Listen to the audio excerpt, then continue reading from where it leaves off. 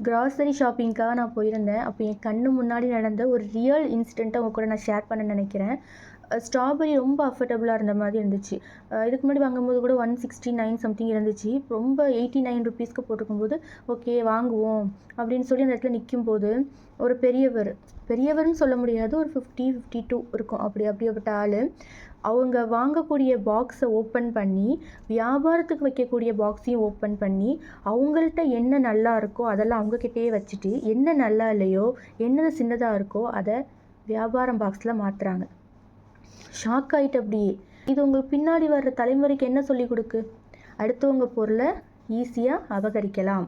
எல்லாரும் பார்க்கும்போது நம்ம நல்லவங்க, ஆனால் யாருமே பார்க்காத போதும் நம்ம நல்லவங்களாக இருக்கிறது தான் உண்மையாக நம்ம யாருன்னு ப்ரூஃப் பண்ணக்கூடிய டைம். யாருமே இல்லாத நேரம் நம்ம நல்லவங்களாக இருக்கணும், உண்மையாக இருக்கணும், நேர்மையாக இருக்கணும். சில குட்டிகளாக நீங்கள் என்னை விட சின்ன பிள்ளைங்க இந்த வீடியோ பார்க்கிங்கன்னா அட்வைஸாக எடுத்துக்கோங்க.